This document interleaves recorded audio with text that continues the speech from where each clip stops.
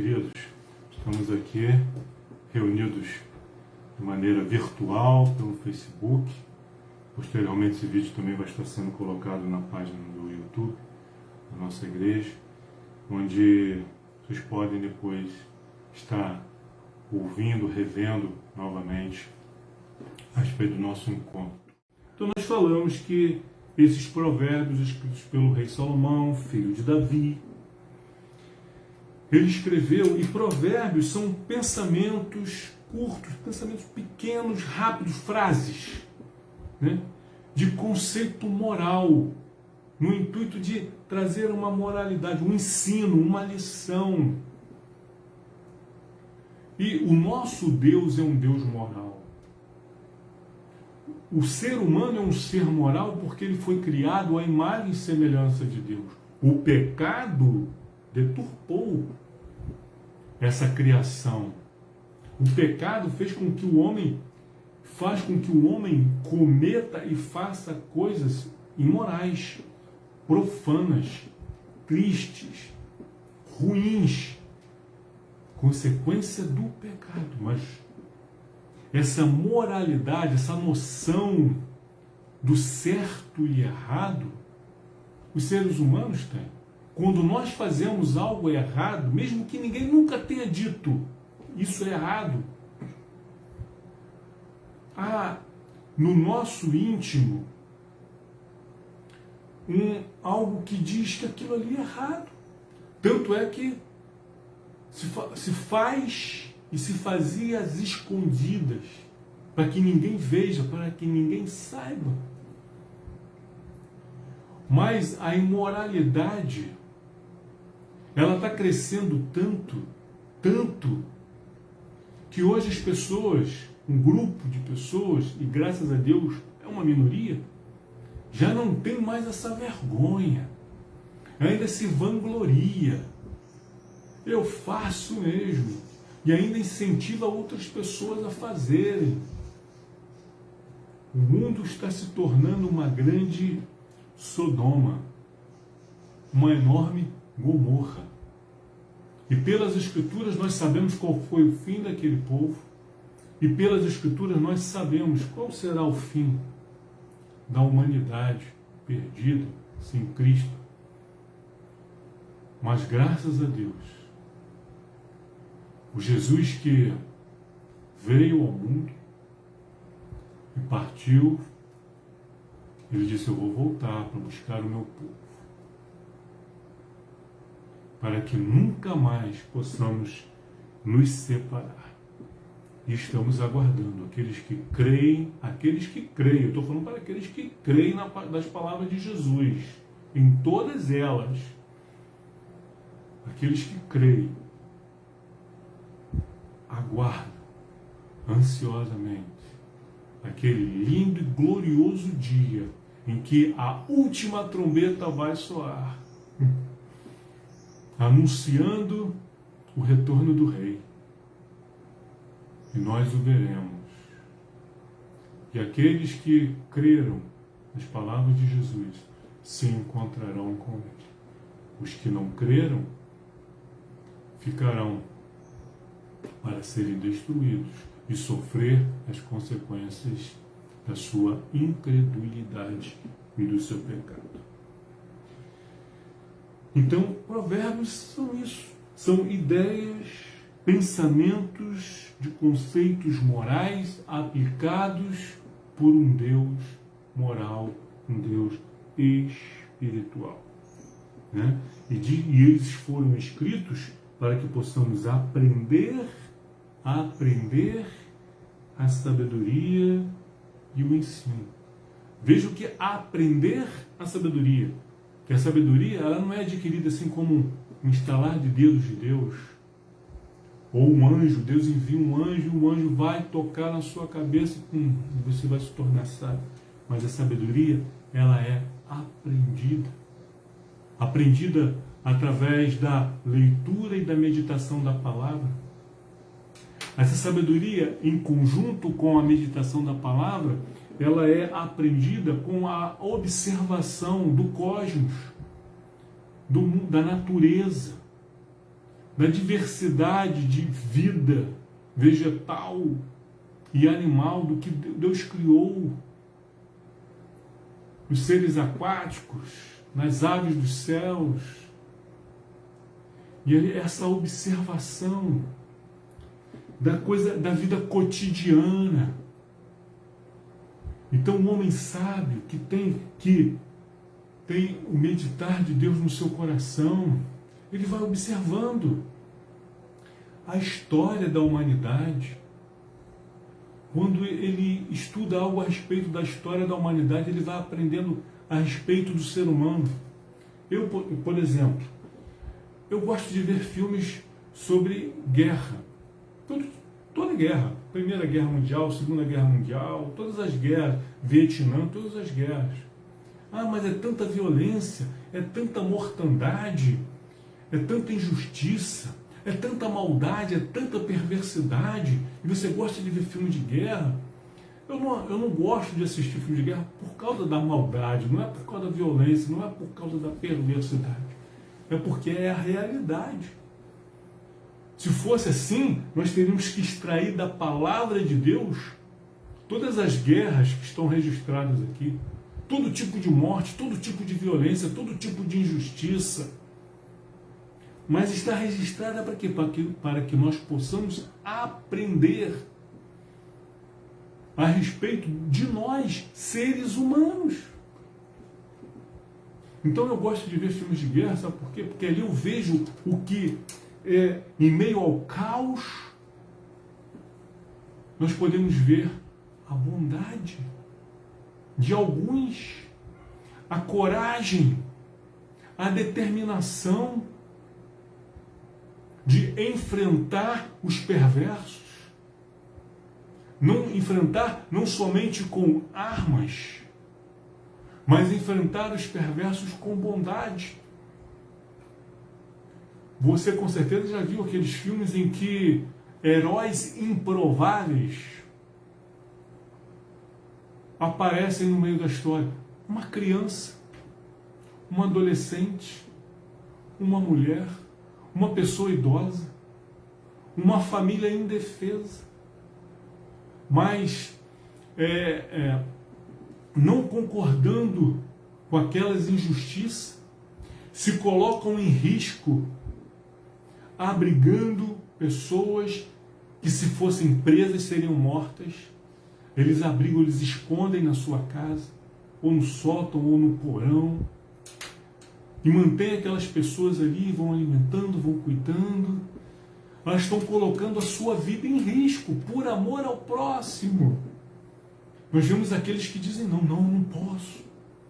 Eu vou estar colocando a minha vida, a vida da minha família em risco, então eu não posso me comprometer, eu não posso te ajudar. Isso é covardando. Mas aqueles que demonstram coragem, demonstram fé em Deus. São tantas histórias. Então os filmes de guerra mostram o que há de pior no ser humano, o que o ser humano é capaz quando tem o poder nas suas mãos. Mas também, em meio a esse caos, pode mostrar o que o ser humano é capaz de superar as suas dificuldades, o tempo presente, e salvar vidas. Por isso que eu gosto. A gente aprende sobre a história. Quando eu vejo determinados documentários no canal History sobre os grandes impérios, hoje, quem pode, né, vai à Europa e vê aqueles palácios, aquelas catedrais, aqueles castelos, com seus jardins maravilhosos, um mais lindo e mais suntuoso do que o outro, castelos com 200 quartos, 300 quartos. Aí nós ficamos admirados com toda aquela beleza. Mas, estudando a história, nós vemos que aquilo ali é tudo fruto de vaidade. Da vaidade do homem. O rei da França construiu um castelo com 200 quartos, tudo adornado, uma sala, um salão de festa adornado com ouro. Contratava os melhores artistas para decorar, para fazer pinturas. E aí o rei da Inglaterra ficava sabendo disso. Não, eu não posso ficar para trás. Eu agora tenho que construir um castelo agora muito maior, mais bonito. E tem relato de um rei russo, se eu não me engano, agora se não me falha a memória, que ele contratou um serviço de um artista italiano para fazer lá um castelo maravilhoso lá em Moscou.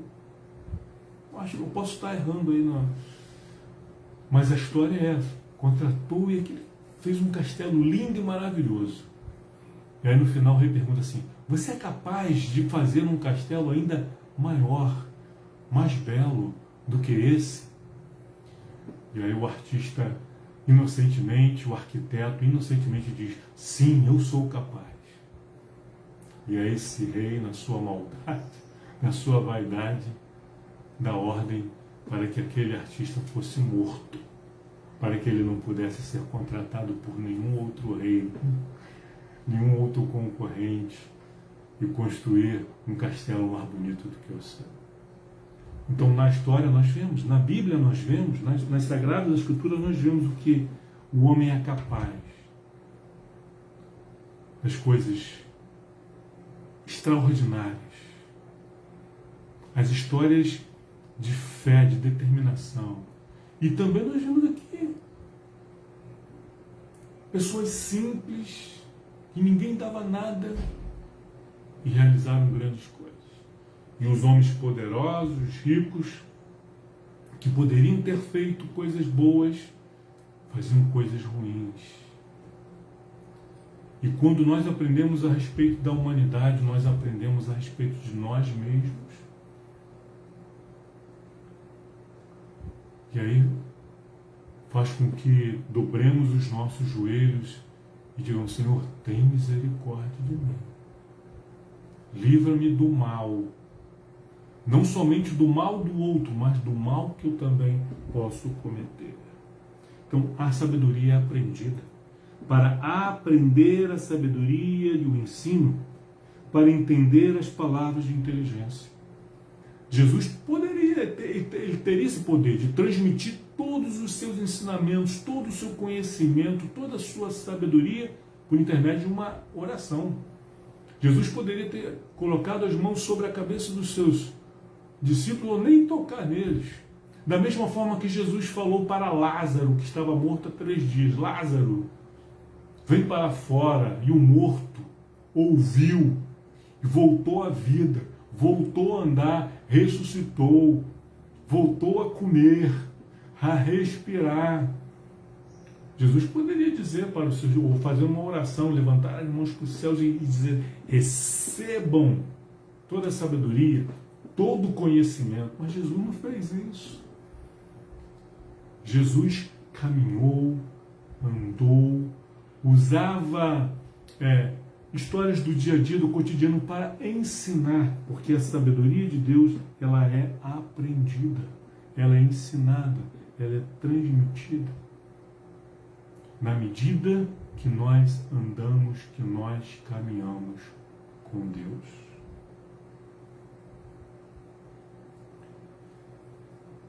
Ok? Então, e aí no versículo 7 do capítulo 1, nós falamos pela manhã, diz assim: o temor do Senhor, né? Isso aí é um enigma.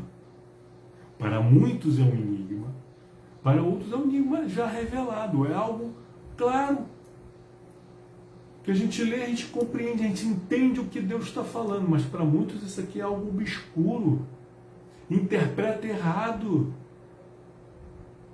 O temor do Senhor é o princípio do saber. Mas os loucos, os nécios, os tolos, eles desprezam a sabedoria, eles não querem saber, eles não querem ouvir. Não quero ouvir isso. Desprezam a sabedoria de Deus, desprezam o ensino de Deus. pois estão obstinados na sua maldade, na sua loucura. Amém? Então, Provérbios, capítulo 3. Então, Provérbios, eles foram escritos pelo rei Salomão,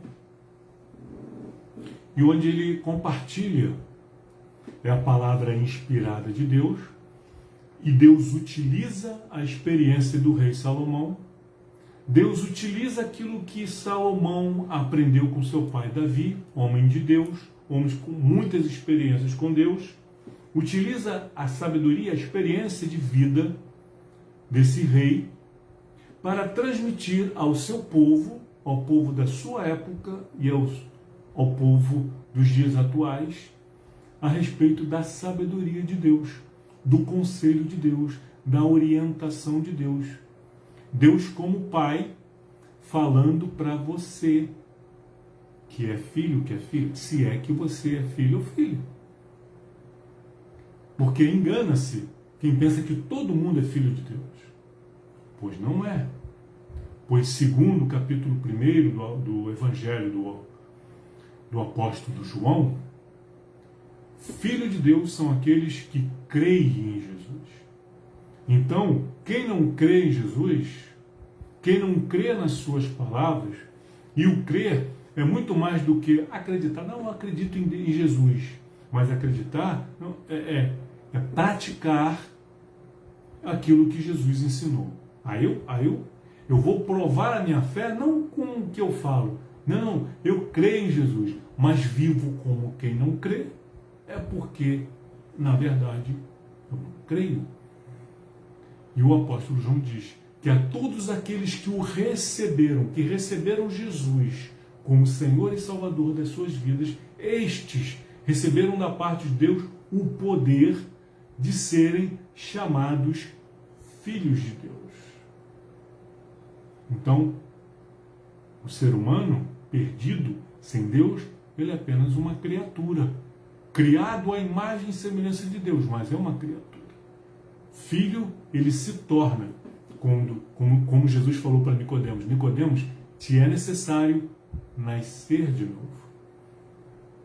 Então, quando nós cremos em Jesus e o recebemos como nosso Senhor e nosso Salvador, nos arrependendo dos nossos pecados e tomando a decisão de segui-lo, de servi-lo, de vivermos para Ele, neste dia nós nascemos de novo, não da vontade do nosso pai, da nossa mãe, não da vontade da carne, mas da vontade de Deus. É a atuação do Espírito Santo no nosso coração. Então Deus falando para com seus filhos, dizendo assim, capítulo 3, versículo 1: Filho meu, não te esqueças dos meus ensinos e o teu coração guarde os meus mandamentos. Não é uma sugestão de Deus. Não é Deus dizendo: olha, se eu fosse você, eu não me esqueceria das minhas palavras. Ele está dizendo: filho meu, não te esqueças. Por onde você for, enquanto você viver, lembre-se.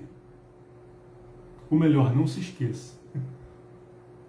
Não se esqueça dos meus ensinos. Mas que ensinos? Que estão registrados na palavra de Deus, de Gênesis a Apocalipse. Não ensinos isolados de acordo com os interesses do meu coração, mas todos os ensinos. Até mesmo quando Deus diz: não faça isso, não faça aquilo, e a gente quer fazer, mas é um ensino da palavra de Deus, e Ele está falando para o nosso bem, para a nossa felicidade, e felicidade eterna. Então, filho meu, não te esqueças dos meus ensinos. Isso é uma tônica em todo o livro de Provérbios, em toda a palavra de Deus.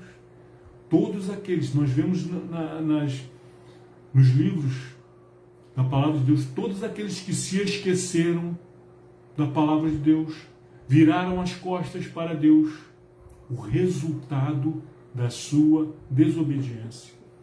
Alguns sofreram e padeceram temporariamente, até que vieram a se arrepender e retornaram para Deus, e foram restaurados.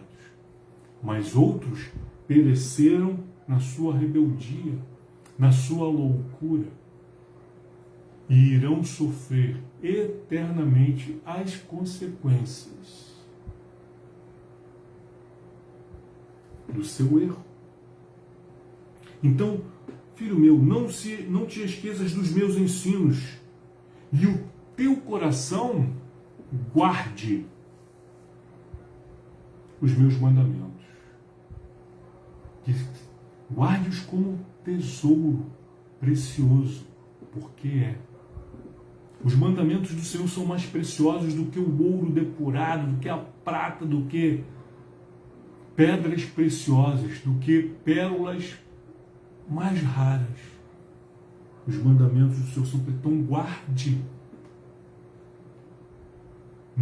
Jesus falou assim, não dê pérolas aos porcos, não desperdice os meus mandamentos, os meus tesouros com os porcos, porque eles não vão valorizar. Vai pisar, vai rejeitar. Esses tesouros, os mandamentos do Senhor e os seus ensinos, são tesouros preciosos e que nós não desperdiçamos. Não é para nós guardarmos no sentido de não compartilhar com os outros. Nós devemos, nós temos esse dever, nós temos essa responsabilidade. Mas compartilhar com sabedoria. E diz, não te esqueça dos meus ensinos e o teu coração guarde os meus mandamentos. Qual a consequência disso? O que vai acontecer se eu não me esquecer dos ensinamentos do Senhor e se eu guardar os seus mandamentos? Qual o resultado? É que eles, os meus ensinamentos e os meus mandamentos, aumentarão os teus dias e te acrescentarão anos de vida e paz. Quantas pessoas perderam as suas vidas, pereceram precocemente por terem se esquecido dos ensinamentos do Senhor e não terem guardado seus mandamentos. Muitas. A palavra de Deus está repleta de pessoas assim, que pereceram precocemente, antes do tempo. A história da humanidade e pessoas próximas a nós. Será que você não conhece ninguém que por ter agido loucamente partiram antes do tempo? E diz que também eles acrescentarão anos de vida e paz. Olha, nós podemos sim. Como falei pela manhã, a vida ela é complexa. Não é uma coisa assim matemática, faça isso ou física, que é uma ciência exata. Se você fizer 2 mais 2, sempre vai ser 4. Não é uma coisa exata assim.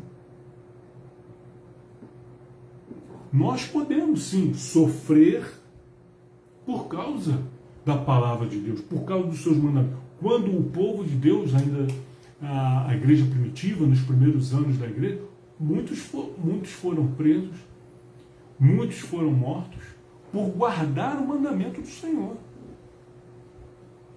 por se manterem fiéis. Há essa possibilidade, mas no geral, no plano geral, na maioria dos casos, guardar, não nos esquecermos dos ensinamentos do Senhor e guardar os seus mandamentos, isso nos traz, isso aumenta os nossos dias e acrescentam também anos de vida e paz. Quantas pessoas perderam a sua paz, estão atormentadas, cheias de problemas, cheias de lutas, cheias de tribulação, enfermas da mente e do corpo, Por quê? Se esqueceram dos ensinamentos do Senhor e não guardaram os seus mandamentos. Se você, com todo amor e carinho, se você é uma dessas pessoas que está sofrendo por decisões erradas, equivocadas, que você tomou no passado, há uma esperança para você. E essa esperança se chama Jesus Cristo. Entenda e aceite a verdade de que você é o responsável por estar vivendo o que você está vivendo. Que você de alguma forma contribuiu quando você se esqueceu dos ensinamentos do Senhor, quando você não guardou os seus mandamentos, e vem as consequências. Precisamos, assim como Davi, reconhecer o nosso pecado, confessar o nosso pecado, nos arrependermos dos nossos pecados e receber de Deus o perdão. Isso não significa que as coisas vão mudar imediatamente. Em alguns casos, sim. Mas nem sempre. Mas na medida que você vai caminhando com Deus e aprendendo de Deus, as coisas vão melhorando. Talvez não no ritmo que nós gostaríamos. Mas as coisas vão acontecendo. E começa a melhorar. Você já começa a ter, pelo menos dentro de si, uma paz de espírito por ter feito a coisa certa. De ter assumido a responsabilidade dos problemas que você está vivendo.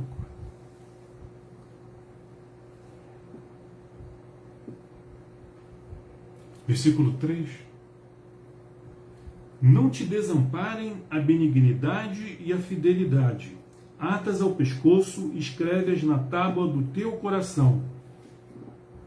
Ele não está dizendo, meu filho, que a benignidade e a fidelidade te abandonem. Ele não está orando, ele não está intercedendo pelo seu filho. Ele está dizendo para o filho dele, olha, você não te desampare a benignidade e a fidelidade. Seja uma pessoa benigna, meu filho, seja uma pessoa do bem. Seja uma pessoa benigna, seja uma pessoa generosa, não seja avarento, não seja egoísta, seja generoso, seja benevolente, seja uma pessoa bondosa. Meu filho, seja bondoso, não seja maldoso, não cometa maldade, não cometa perversidade, porque o homem colhe aquilo que ele planta.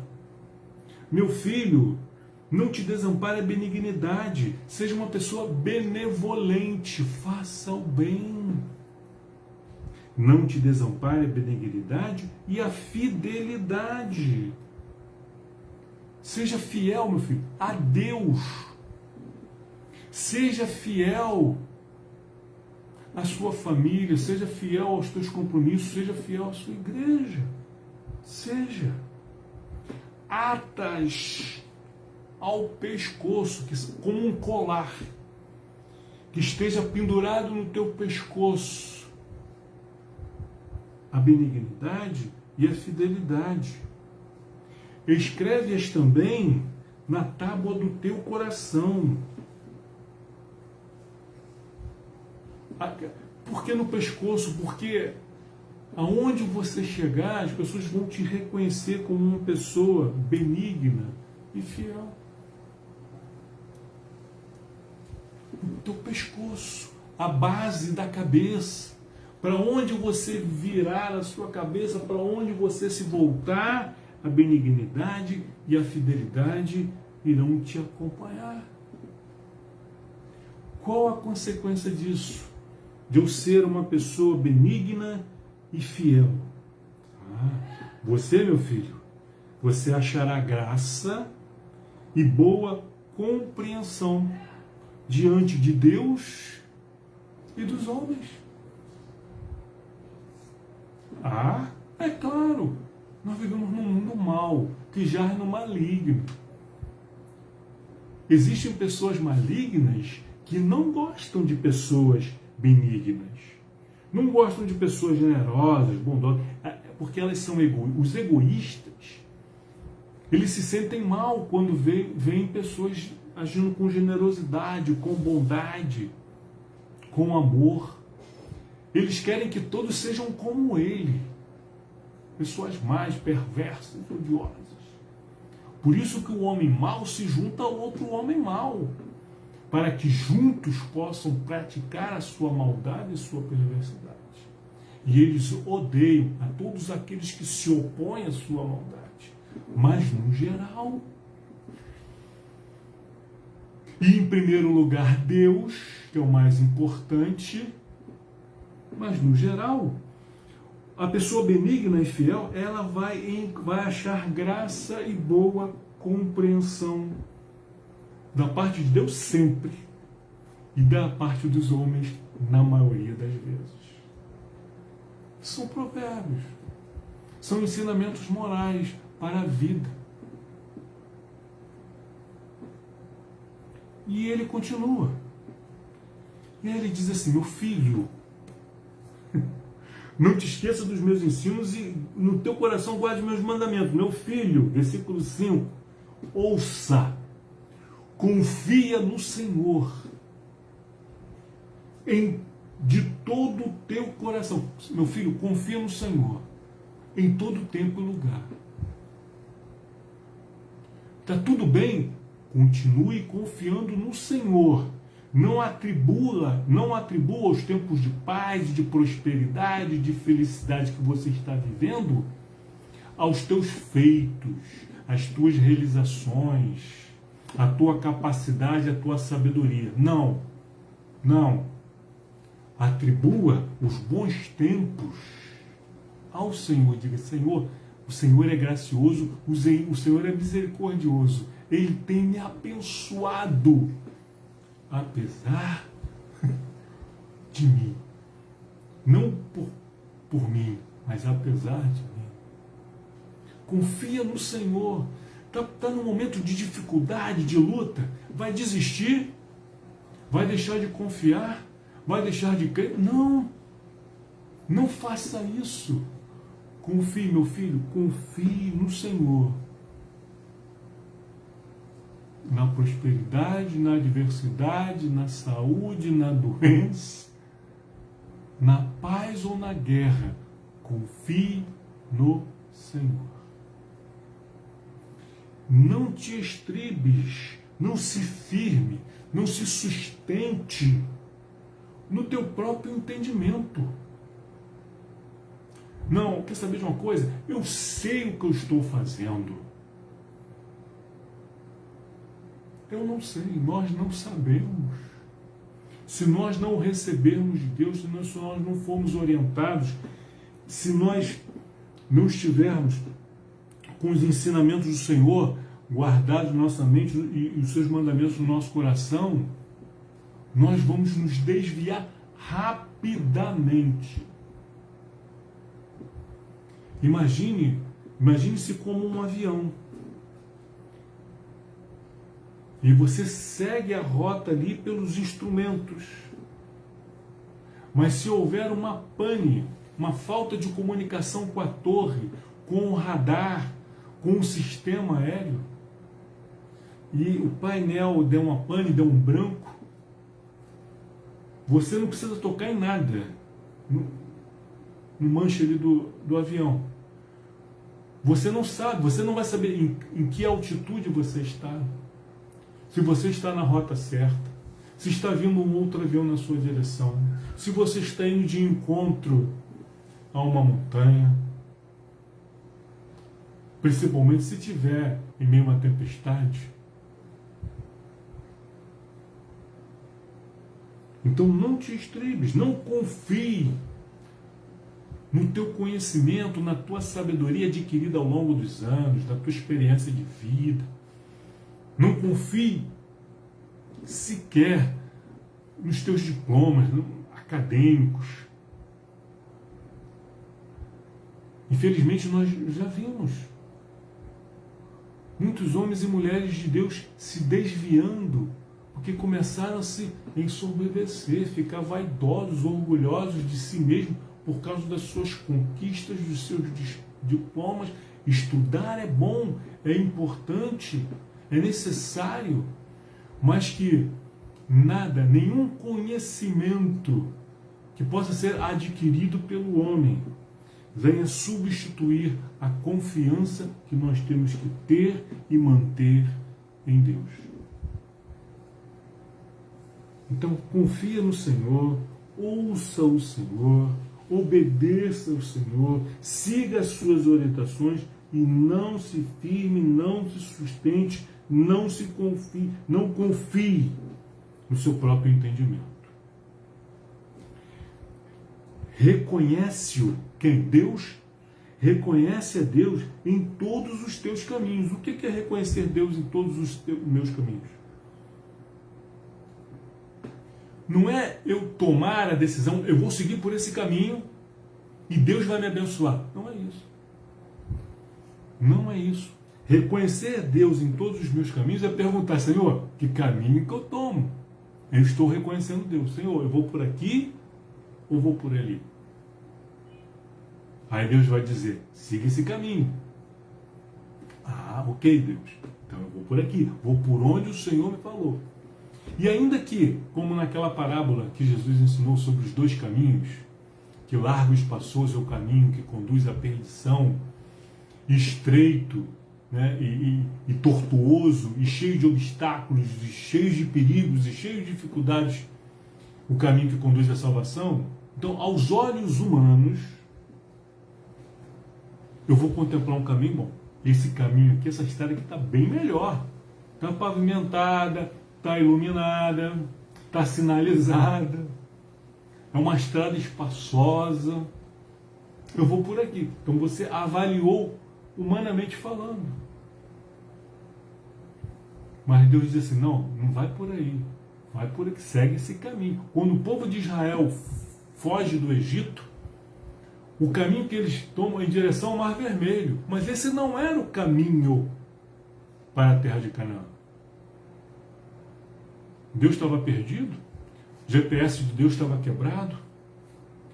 Deus armou uma cilada para o povo de Israel, para o povo morrer encurralado entre o mar e o exército de Faraó. Por que Deus disse para Israel ir para Canaã por aquela direção?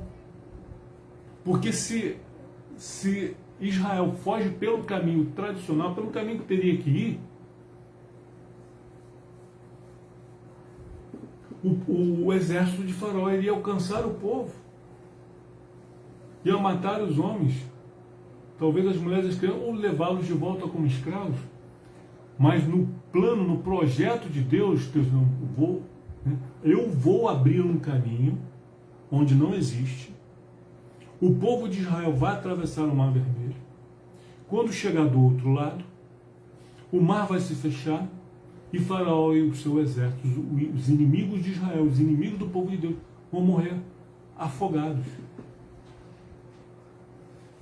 Então, no plano, no projeto de Deus, na sabedoria de Deus, na sua vontade soberana, o caminho que Ele traça para as nossas vidas pode ser um pouco mais longo, pode ser um pouco mais dificultuoso, mais difícil. Mas é onde Deus nos dar livramento. Mas no deserto não tem água. Deus vai prover a água. Mas no deserto não tem alimento. Deus vai prover o alimento. Mas no deserto o calor é intenso, é insuportável. Deus vai prover uma nuvem que vai proteger o seu povo do sol. Mas no deserto a noite faz muito frio. Deus vai prover uma tocha de fogo que vai iluminar e aquecer todo o arraial. Então Israel se livrou porque reconheceu Deus no seu caminho e obedeceu. Deus disse, vai por aqui. Mas Deus, aqui não é o caminho. Vai por aqui, filho. Vai por aqui. Aí você vai. Isso não significa que você não vai ter lutas, que você não vai ter dificuldade. Vai, os inimigos de Deus vão se levantar. Mas Deus está contigo. Agora, a partir do momento que não, Senhor, eu não vou por esse caminho, não. Eu vou por esse aqui. Aí, eu vou sozinho. E eu prefiro estar na companhia de Deus, por pior e mais perigoso que seja o caminho que Deus me apontou, mas eu sei que Deus está comigo, do que eu escolher um caminho confortável, aparentemente seguro, mas onde eu vou estar sozinho. Então reconhece-o em todos os teus caminhos. E aí diz assim, e ele endireitará as tuas veredas, endireitará as suas veredas. Ah, então vai ficar tudo lindo e maravilhoso. Não. Endireitará as veredas de que forma? Como eu já falei, tem um mar diante de mim. Deus vai abrir o caminho, eu passo. No deserto há povos inimigos. Deus é contigo. A fome, a sede, a escassez, Deus vai prover, Deus vai guardar. Isso é endireitar os caminhos. Estão entendendo? Mas quando eu reconheço Deus em todos os meus caminhos, em todas as minhas decisões, eu consultar a Deus. Mas os crentes hoje têm uma teologia doida. Eu tomo as minhas decisões e Deus vai me abençoar. Deus tem que me abençoar. Não é assim. Eu tomo as decisões debaixo da orientação, da instrução e do conselho de Deus. E aí eu sei que Deus vai me abençoar, porque eu estou em obediência. Versículo 7 continua nessa linha de raciocínio. Meu filho, minha filha, não sejas sábio ou sábia aos teus próprios olhos. Quantos caíram porque se julgaram sábios demais? Não seja sábio, não seja arrogante aos teus, não seja sábio aos teus próprios olhos, não seja arrogante. Sabe aquela história da criança que acha que já cresceu, não sou mais criança, já sou um adolescente, já sei, já posso, já quero, já vou fazer, e se arrebenta? Essa é a nossa história. Quando nos tornamos sábios aos nossos próprios olhos. E aí ele diz, teme o Senhor, capítulo 1, verso 7. O temor do Senhor é o princípio do saber. Não seja sábio aos teus próprios olhos. Teme o Senhor. Volta lá atrás. Você tem que aprender tudo de novo. Tem que rever o que você já foi, o que você já leu, o que você já aprendeu, o que você está se esquecendo. Capítulo 3, verso 1. E não pode se esquecer. E a melhor maneira de não esquecer aquilo que você aprendeu é praticando. Imagina, você aprende a fazer determinada coisa. Depois você não faz mais. Você aprendeu, você fez uma vez lá na escola, na faculdade, no curso, você fez. Aprendi, recebi o diploma. Mas aí você vai, circunstância dele, você vai trabalhar com outra coisa. Você nunca mais botou a mão naquilo ali. Um tempo depois, por exemplo, eletricidade. Você entende eletricidade? Tenho, fiz um curso técnico lá, fiz eletricidade. Eu não fiz, mas eu... Aí a pessoa acha que você sabe, mas você não sabe. Você se esqueceu por quê? Porque você parou de praticar. Então, não seja sábio aos teus próprios olhos, teme ao Senhor, que o temor do Senhor é o princípio do saber. Teme ao Senhor e aparta-te do mal. Tudo aquilo que Deus diz que é mal. Porque estão transformando, ai daquele que transforma o bem em mal e o mal em bem. E nós estamos vendo isso nos nossos dias. Coisas que Deus diz que é má, aí vem os especialistas, os meios de comunicação. Não, isso não é mal. Isso é bom. Mal é esse ensinamento religioso, judaico-cristão. Isso que é mal, porque oprime a humanidade. Não está oprimindo a humanidade, está oprimindo a maldade que há na humanidade. O homem tem que dar vazão aos seus desejos, às suas vontades.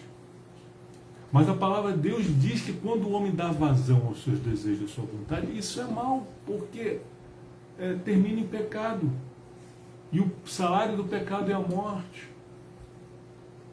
Então, ouça Deus e não dê ouvido a esses especialistas de plantão aí, dos meios de comunicação e da internet, que diz que aquilo que é mal é bom e o que é bom é mal. Desses que dizem que a Bíblia precisa ser atualizada, os tempos são outros, mudados. Os tempos são outros, mas o ser humano continua o mesmo. E aquilo que era bom para o homem lá no Éden continua sendo bom hoje. E o que era ruim para o homem lá no Éden continua sendo ruim hoje. Nada mudou. A palavra de Deus não muda. Permanece para sempre. Então, não seja sábio aos teus próprios olhos, teme o Senhor e aparta-te do mal. Consequência, será isto saúde para o teu corpo. Olha só. Refrigério para os teus ossos. Louvado seja Deus. Quantas pessoas estão enfermas, estão doentes, do físico, porque estão doentes da alma, com doenças psicossomáticas. Algumas porque deram ouvidos a um falso evangelho. A um evangelho que diz, não, se você fizer isso, tudo vai dar certo na sua vida. E a pessoa vai. E as coisas não acontecem desse jeito, porque esse não é o evangelho de Cristo. E aí ficam doentes. Se sentem traídas, enganadas por Deus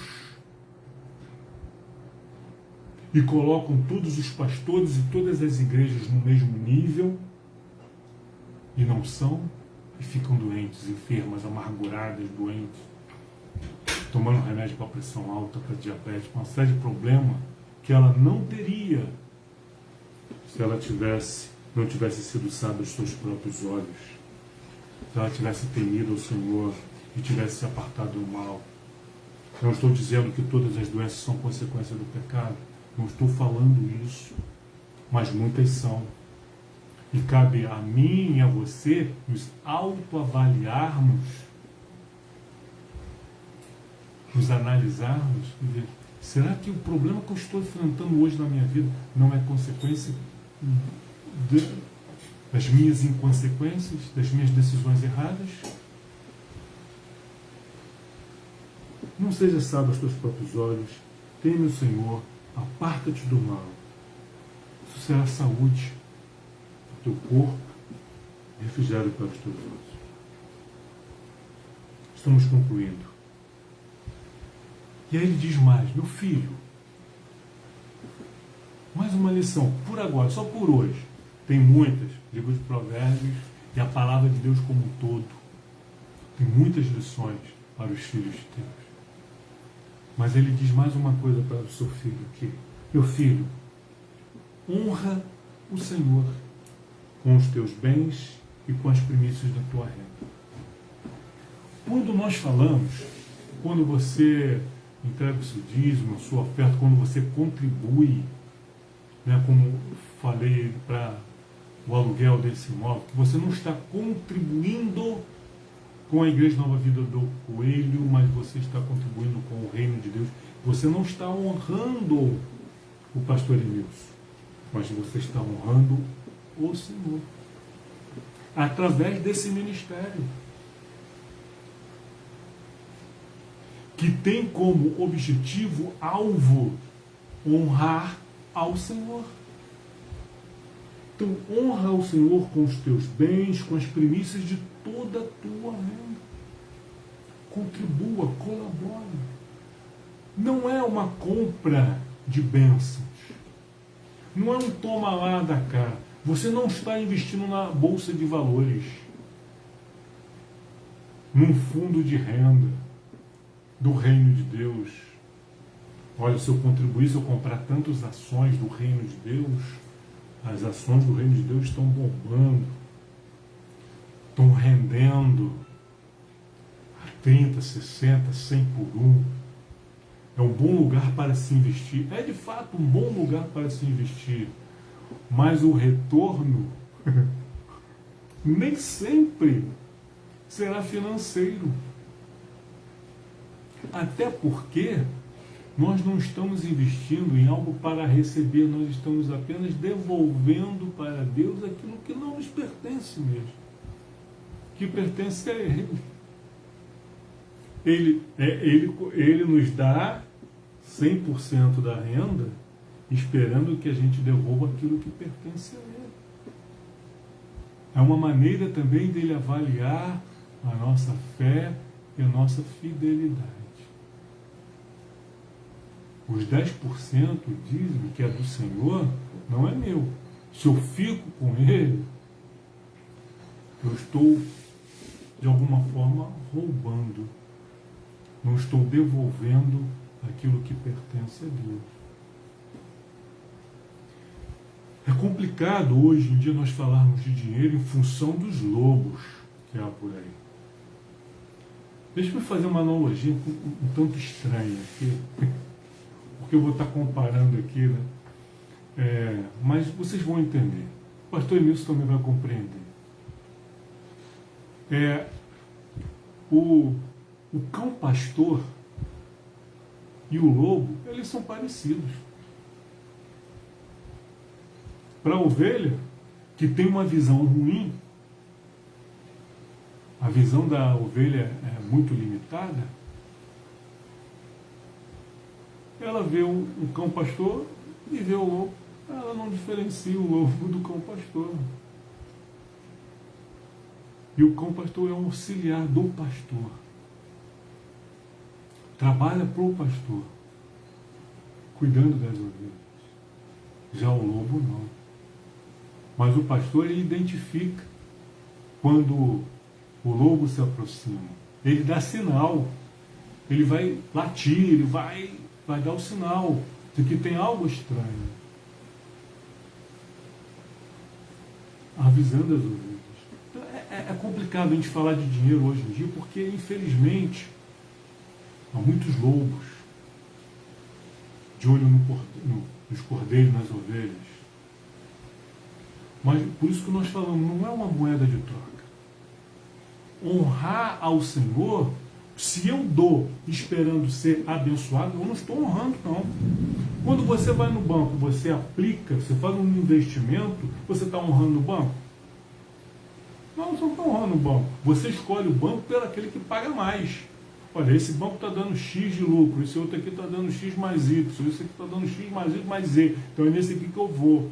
Você está honrando o banco? Não, você está vendo seus interesses pessoais. Honrar ao Senhor é quando Senhor, está aqui o que te pertence, é seu. Senhor, muito obrigado pelo que o Senhor fez por mim, ninguém poderia fazer. Quero ter morrido no meu lugar, ter levado os meus pecados, ter perdoado os meus pecados. Isso é honrar o Senhor. É reconhecer o seu amor, a sua bondade, a sua graça, a sua misericórdia para conosco. Comprovar a nossa fé, não é uma fé só de falar, mas de prática. Honra o Senhor com os teus bens e com as tuas primícias e com a tua renda. E aí ele diz, e se encherão fartamente os teus celeiros e transbordarão de vinho os teus lagares.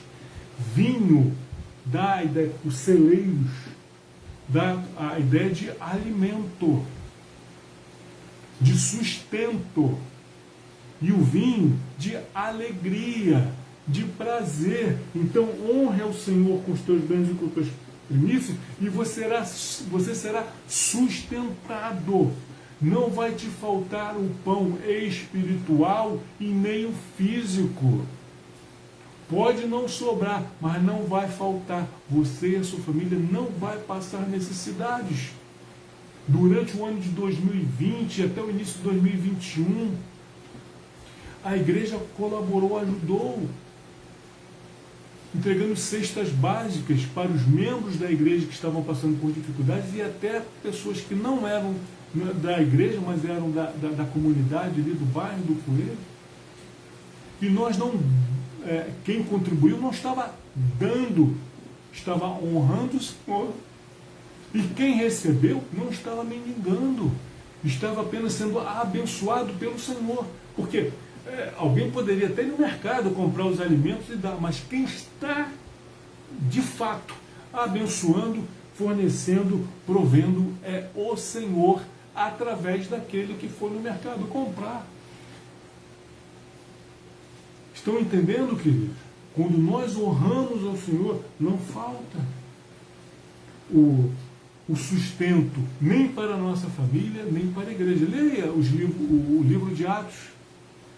A igreja de Jerusalém não faltava nada, apesar da perseguição, apesar das prisões, apesar das dificuldades, não faltava nada, havia abundância, porque quem tinha contribuía com quem não tinha, e ninguém passava necessidade. Por quê? Estavam honrando o Senhor. Aquele que contribuía era para a honra do Senhor. E aquele que recebia, agradecia ao Senhor, honrando o Senhor. É tudo dele, por ele, por meio dele, para ele. Nós somos apenas os canais com os quais nós abençoamos e somos abençoados.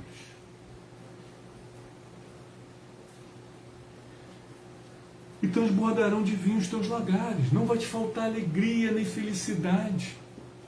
Está passando por dificuldade, está precisando de ajuda. Mas obrigado, Senhor, pela ajuda que eu estou recebendo. Você está precisando ajudar? Obrigado, Senhor, pela oportunidade que o Senhor está me dando de contribuir, de honrar a Ti e ajudar ao meu próximo. Vê como que é diferente. Não há interesse. Isso é honrar o Senhor. Se a pessoa entrega o dízimo, esperando receber, então ele não está honrando, não. Não está honrando. Honrando é quando ele faz isso com alegria, com gratidão. Filho meu, não rejeites a disciplina do Senhor, porque Ele disciplina. Não rejeite, não fique enfatuado, chateado com a disciplina do Senhor. Nem te enfade da sua repreensão. E glória a Deus, se você está sendo disciplinado, se você está sendo repreendido, se Deus está chamando a tua atenção, glorifique a Deus por isso. Fique feliz por causa disso. Por quê? Versículo 12. Porque o Senhor repreende a quem ama. Se Deus está te repreendendo, se Deus está te disciplinando, isso é sinal de que Ele te ama. O pai, a mãe, que ama o filho, ele ensina, ele educa, ele corrige, ele repreende. Agora o pai, a mãe que não está nem para o filho, está nem aí. Cadê seu filho? Não sei, está por aí. Está com quem? Também não sei. Fazendo o quê? Também não sei. É porque não ama. Por isso que Deus se importa tanto com o que nós fazemos, com quem nós andamos, por onde andamos. Por quê? Porque Ele nos ama. Ele não quer que os seus filhos andem em más companhias, andem em lugares perigosos. Por isso Deus diz, não faça isso, faça aquilo, não ande por aqui, ande por ali. Porque Ele nos ama. Se Ele não nos amasse, nos deixaria a própria sorte. E se a humanidade estivesse entregue à própria sorte, nós já não existiríamos. A humanidade já teria passado, já teria deixado de existir há muito tempo. Porque o Senhor repreende a quem ama, assim como o Pai ao Filho a quem quer bem. Você está sendo ensinado, discipulado, disciplinado, repreendido, é porque Deus é Pai e quer o nosso bem, e porque Deus é bom. E assim concluímos. Nós vamos encerrar essa nossa reunião com um louvor. Não sei quantos conhecem. Quem quiser, eu não tenho os recursos, eu não sou um homem tecnológico, não sei mexer com essa tecnologia. Mas quem quiser rapidinho fazer uma busca aí, quem puder, quem quiser, busque pelo louvor Rei do Meu Coração, de Paulo César Baruch. Aí você vai poder acompanhar ali a letra, ouvir o louvor, e aí na sua casa, junto aqui com a Lília e comigo, estarmos também cantando esse louvor final e meditando na bondade, na misericórdia, no amor de Deus para conosco. Amém? Aleluia.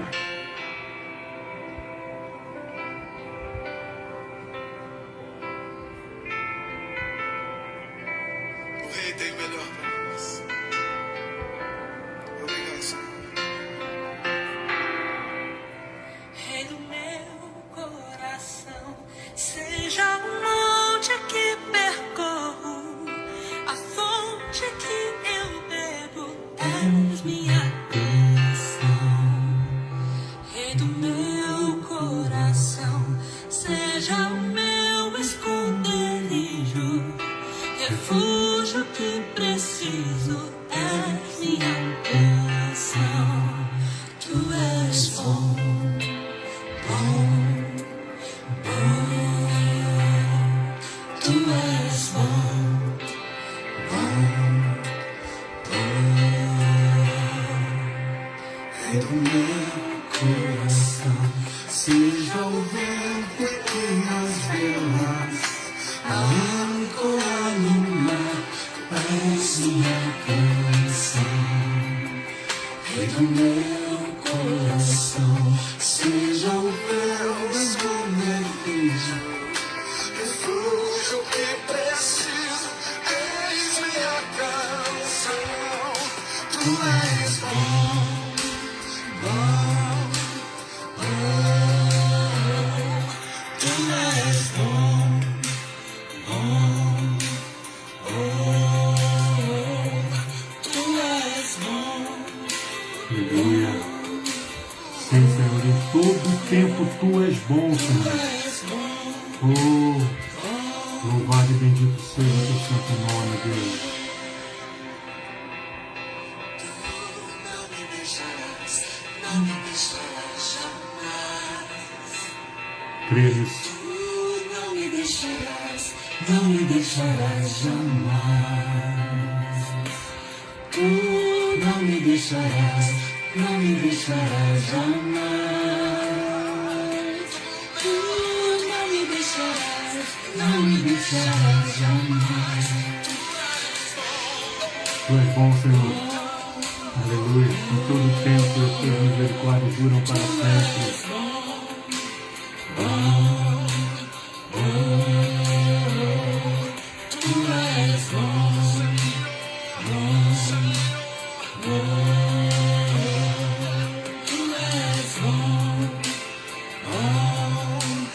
bom. Tu és bom, bom, bom. Tu és bom, bom, Louva o Senhor. bom. Todo Tu tempo. és bom, Bom é louvar o Senhor. tu és bom. Digno de todo louvor, toda honra, toda glória. Tu és bom, bom, bom.